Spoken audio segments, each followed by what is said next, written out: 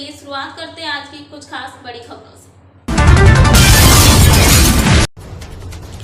भागलपुर बिहार संवाद यात्रा के तहत आज समीक्षा भवन भागलपुर में जिलाधिकारी सुब्रत कुमार सैन की अध्यक्षता में कई अधिकारियों के साथ जल जीवन हरियाली के तहत कई बिंदुओं पर बैठक की गई है।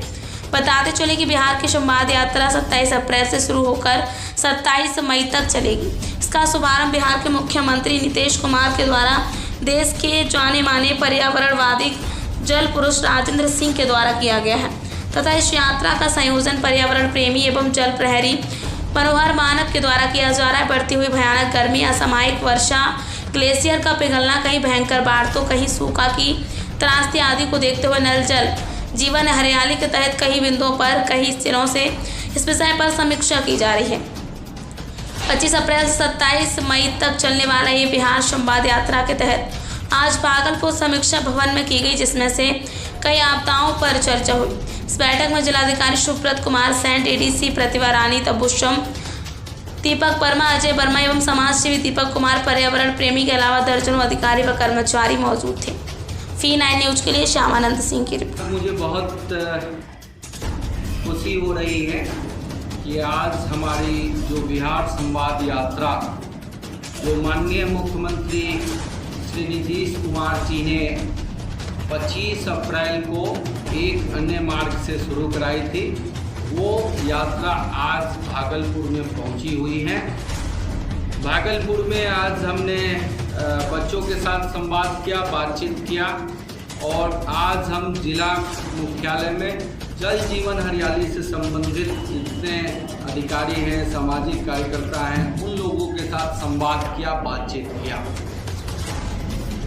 हमें यह बताकर खुशी हो रही है कि बिहार सरकार के इस पहल जो जल जीवन हरियाली का जो पहल है, इतना बड़ा जनपक्षीय पहल है जिसका रिकॉग्नाइजेशन यूनाइटेड नेशन तक किया और कहा कि दुनिया जो आज पर्यावरणीय संकट से जूझ रही है और पानी के कारण तृतीय विश्व युद्ध की जो संभावना है, उस संभावनाओं को देखते हुए बिहार की सरकार की यह जो पहल है वो काफ़ी महत्वपूर्ण पहल है। तो हमारे बिहार सरकार को एक तरीके से वैश्विक स्तर का रिकॉग्नाइजेशन इस पहल के लिए मिल रहा है। चूँकि इस भारत के अंतर्गत दूसरे प्रदेश जो हमसे ज़्यादा चुनौतियों को झेल रहे हैं, सूखाग्रस्त हैं, बावजूद उसके पर्यावरणीय विषयों पर उतना संवेदनशील नहीं है जितना कि हम संवेदनशील हैं। और इस विषय को ध्यान में रखते हुए हम कह सकते हैं बहुत गौरव के साथ कि हमारे प्रदेश का जो पॉलिटिकल लीडरशिप है वो काफ़ी दूरदर्शी है। चूँकि पानी के लिए कई ऐसा क्षेत्र हैं जिस क्षेत्र में लोग पलायन करके एक शहर से दूसरे शहर चले जा रहे हैं, वहाँ उन राज्यों में अभी तक जल पर इतना बड़ा पहल नहीं हुआ जितना कि राज्य ने जल जीवन हरियाली के कार्यक्रम को एक सबसे महत्वपूर्ण पहल के रूप में लिया है। और मुझे बताकर यह खुशी हो रही है कि इस पहल के बाद जहानाबाद जैसा जिला जहां ग्राउंड वाटर 72 था वहां 26 हो गया, ये बिग अचीवमेंट था।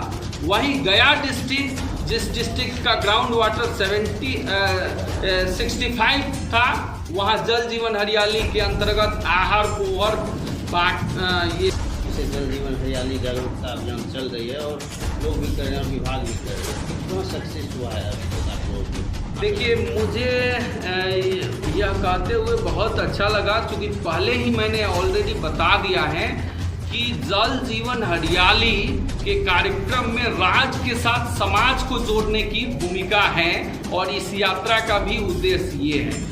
राज्य अगर केवल एकांकी पहल करेगा तो कोई भी काम सफल नहीं होगा। इसीलिए यह यात्रा इसी निमित्त निकाली गई है कि हम संवाद करके, बातचीत करके, जितने भी हमारे स्टेक होल्डर हैं उन सारे स्टेक होल्डरों से जब हम बातचीत करते हैं, विमर्श करते हैं, तो अच्छे परिणाम हमें प्राप्त होते हैं। और यही कई डिस्ट्रिक्टों ने अच्छा काम किया है, सभी स्टेक होल्डर के साथ मिल के काम किया है। तो मुझे खुशी हो रही है कि पिछले वर्ष हम जो यात्रा किए थे 14 जिलों में हम गए थे, और उसके कारण आपको पूर्वी चंपारण और गया डिस्ट्रिक्ट को एक जो है जल संरक्षण का एक राष्ट्रीय पुरस्कार भी मिला है। हमारा ग्राउंड वाटर लेवल पूरे बिहार में पहले से ज़्यादा बेहतर हुआ है। मैं बताया ही कि जहानाबाद में 72 था, 26 आ गया। वैसे ही गया में जो है औसत ग्राउंड वाटर 65 था, वहाँ 22 आ गया।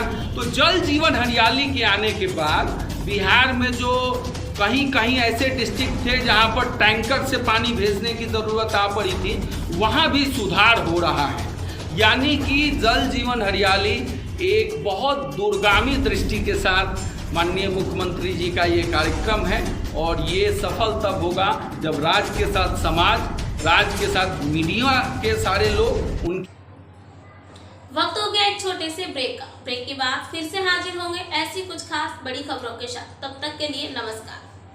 हर खबर की अपडेट पाने के लिए आप हमारे V9 न्यूज चैनल को सबसे पहले सब्सक्राइब करें।